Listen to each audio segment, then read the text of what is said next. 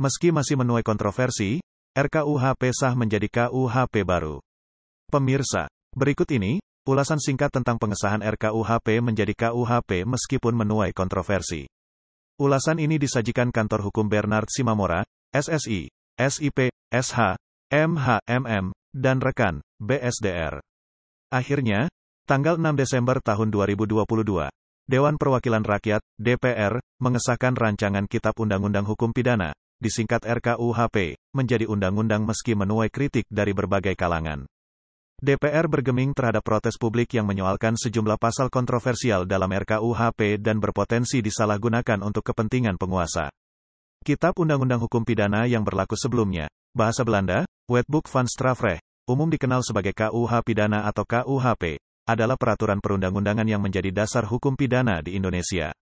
Dengan menyimpang seperlunya dari Peraturan Presiden Republik Indonesia tertanggal 10 Oktober tahun 1945 nomor 2, menetapkan bahwa peraturan-peraturan hukum pidana yang sekarang berlaku, ialah peraturan-peraturan hukum pidana yang ada pada tanggal 8 Maret tahun 1942.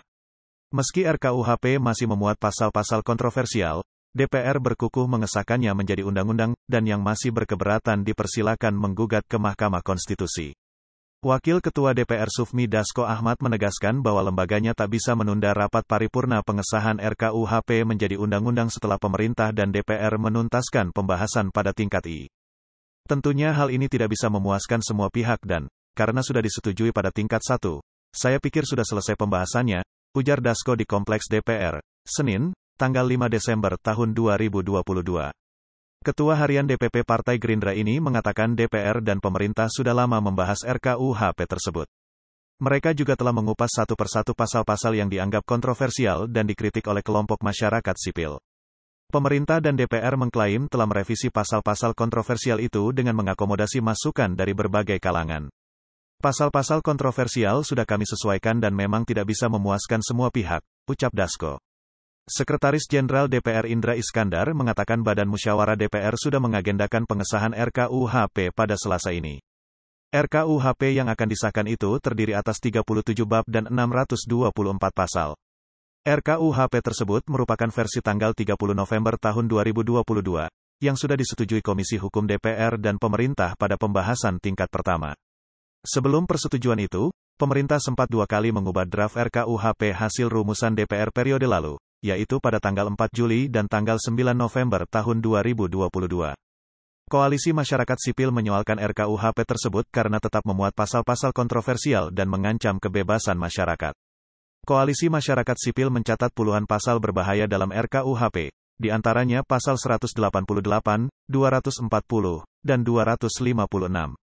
Pasal 188 mengatur pidana 4 tahun penjara bagi orang yang menyebarkan ajaran komunisme dan Marxisme-Leninisme atau paham lain yang bertentangan dengan Pancasila di muka umum.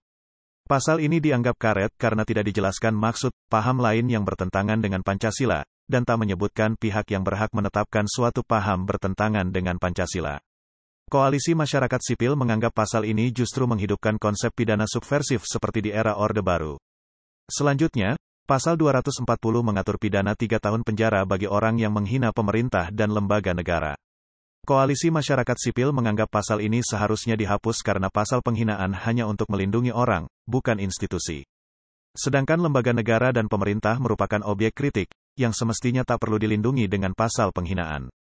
Lalu, Pasal 256 mengatur pidana 6 bulan penjara bagi kegiatan pawai ataupun demonstrasi tanpa pemberitahuan dan dianggap mengganggu kepentingan umum. Pasal ini seharusnya memuat definisi yang lebih ketat sehubungan dengan kepentingan umum, karena frasa ini berpotensi menjadi pasal karet yang bisa mempidana masyarakat yang berunjuk rasa untuk menagih haknya, kata Muhammad Isnur, Ketua Umum Yayasan Lembaga Bantuan Hukum Indonesia, atau YLBHI, kemarin. Pasal-pasal berbahaya itu juga menjadi perhatian pelapor khusus Kantor Komisaris Tinggi Bidang Hak Asasi Manusia, atau HAM, Perserikatan Bangsa-Bangsa, PBB. Mereka mendapati banyak pasal dalam RKUHP yang berpotensi membungkam kebebasan pers dan kebebasan berpendapat, serta diskriminasi terhadap kelompok minoritas dan kaum perempuan. Menanggapi hal tersebut, Menteri Hukum dan Hak Asasi Manusia Yasona Hamonangan Laoli menegaskan dukungan pemerintah atas agenda pengesahan RKUHP pada Selasa ini.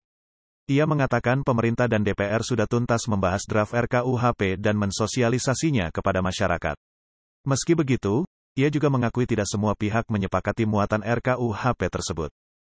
Daripada kita harus pakai KUHP produk Belanda yang sudah ortodoks, dalam RKUHP ini sudah banyak yang reformatif dan bagus, kata Yasona. Politikus Partai Demokrasi Indonesia Perjuangan ini mempersilakan masyarakat yang berkeberatan atas muatan RKUHP mengajukan judicial review ke Mahkamah Konstitusi, MK.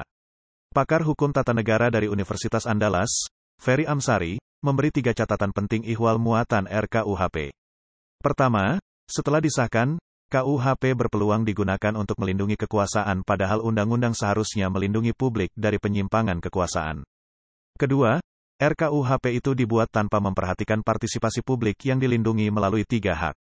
Ketiga, adalah hak publik untuk didengarkan pendapatnya, hak untuk diterima pendapatnya, serta hak untuk mendapatkan jawaban dan penjelasan ketika usulan mereka tidak didengarkan. Ini melanggar putusan Mahkamah Konstitusi, kata Ferry. Jika pembentuk undang-undang menantang untuk mengajukan judicial review ke MK, itu pernyataan tidak lumrah dari pembentuk undang-undang yang seharusnya khawatir undang-undangnya diuji, kecuali mereka sudah siap di MK dengan berbagai kondisi.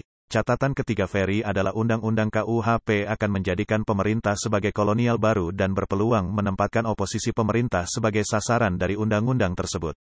Direktur Pusat Studi Hukum dan HAM Lembaga Penelitian, Pendidikan, dan Penerangan Ekonomi dan Sosial, LP3ES, Herlambang P. Wiratraman, mengatakan sosialisasi RKUHP selama ini terkesan manipulatif karena pemerintah seolah-olah menampung usulan publik.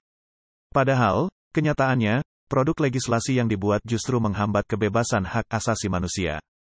Jawaban pemerintah seakan-akan memberi ruang yang cukup dan selalu ditampilkan menyarankan menggugat ke MK, kata Herlambang. Anggota Komisi Hukum DPR, Taufik Basari, mengklaim pasal-pasal yang selama ini dikritik publik sudah diubah. Sebenarnya sudah mengalami perkembangan dan sudah banyak yang tidak lagi seperti yang dikhawatirkan berbagai kalangan, katanya. Politikus Partai Nasdem ini menyarankan DPR dan pemerintah berdialog dengan kelompok penentang pengesahan RKUHP untuk menjelaskan muatan pasal-pasal kontroversial. Adapun juru bicara tim sosialisasi RKUHP, Albert Aries, mengatakan pasal-pasal dalam RKUHP tetap menjamin kebebasan berekspresi dan berpendapat masyarakat. Ia juga menjelaskan, RKUHP perlu segera disahkan karena kebutuhan pembaruan hukum pidana dan sistem pemidanaan yang modern. Tujuannya, mengatasi ketidakadilan dan kelebihan kapasitas lembaga pemasyarakatan akibat kakunya asas legalitas. Ikuti terus ulasan berbagai masalah dan solusi hukum, yang disajikan Kantor Hukum Bernard Simamora, SSI, SIP, SH, MH, MM dan rekan, dengan cara subscribe, bunyikan lonceng, dan share.